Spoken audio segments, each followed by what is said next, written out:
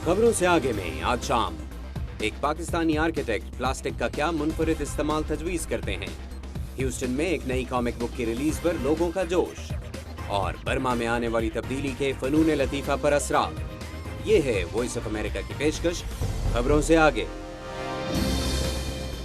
अस्सलाम वालेकुम and a very good evening to all of you. Voice of America के Washington studio से programme खबरों से आगे के साथ मैं हूं मोहम्मद आतिफ।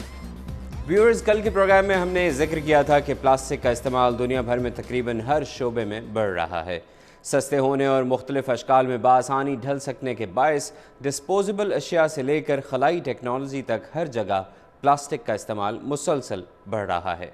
आमना खान अपनी रिपोर्ट के दूसरे हिस्से में एक पाकिस्तानी आर्किटेक्ट अजमत जैदी से बात कर रही हैं, जिन्होंने प्लास्टिक के एक नए और मुनफरिद इस्तेमाल की जानिब तवज्जो मबजूल करवाई है। आप भी इसे गौर से देखिए, हो सकता है कि कल को आप भी प्लास्टिक को अपने मकासद के लिए इस्तेमाल कर सकें।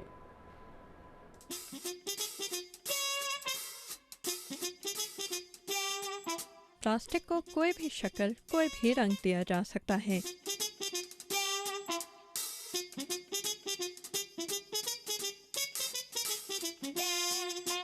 इस मादे की इसी खुसूसियत ने पाकिस्तानी आर्किटेक्ट अजमत जैदी को इस पर मज़ीद तहकीक करने पर आमादा किया।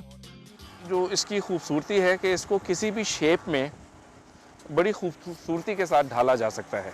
2005 में अजमत जैदी पाकिस्तान में इंस्टीट्यूट ऑफ आर्किटेक्ट्स के सरबराह थे, जब एक कुदरती सानहे ने गोया उनकी दुनिया बदल दी।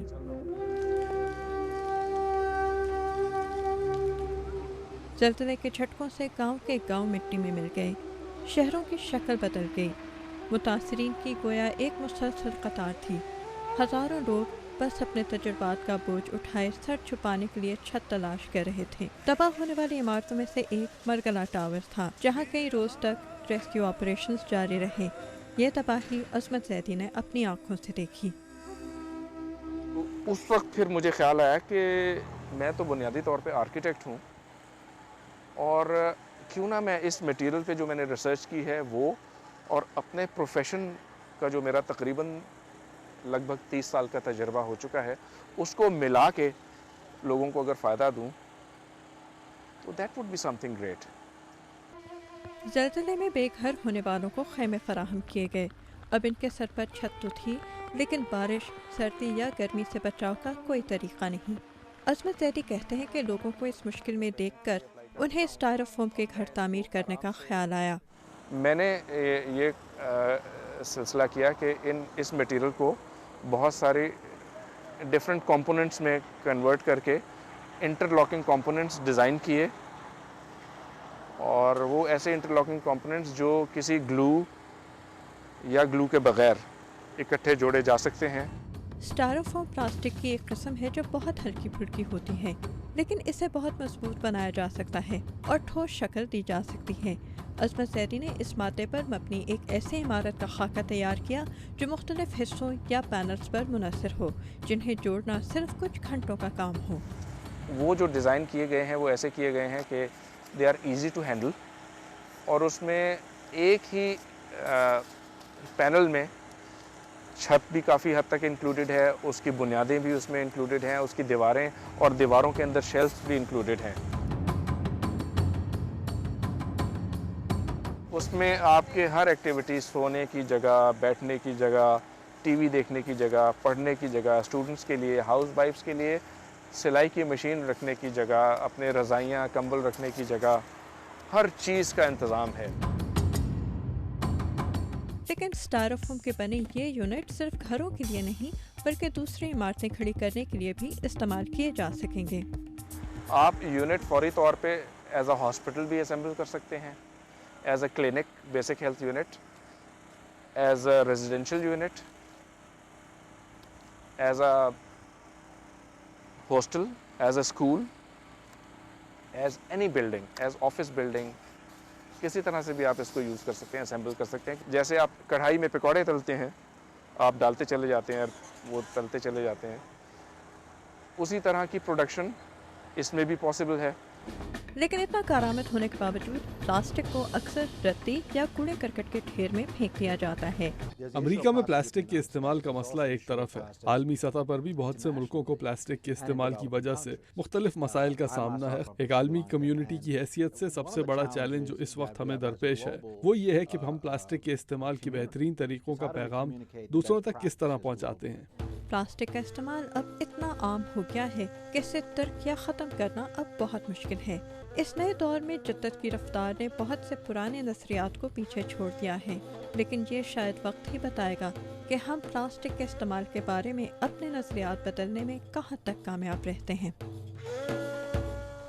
प्लास्टिक को रीसाइक्लिंग के ज़रिए दोबारा इस्तेमाल के काबिल कैसे बनाया जा सकता है, देखिए कल आमना खान की इस रिपोर्ट के तीसरे और आखिरी हिस्से में। ज़ाया शुदा प्लास्टिक को दोबारा काबिल इस्तेमाल बनाकर हम न सिर्फ अखराजात बचा सकते हैं बल्कि अपने माहौल को भी आलूदगी से बचाकर सेहत का मेयार बेहतर बना सकते हैं।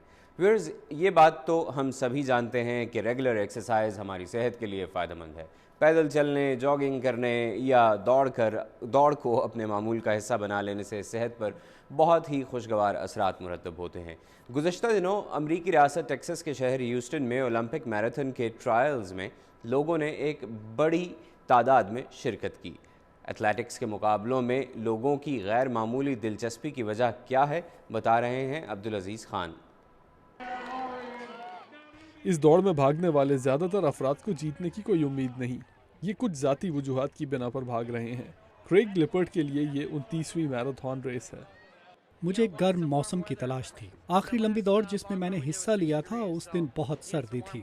यहाँ अच्छा मौसम है और मुझे ये रास्ता बहुत हसीन लगता है।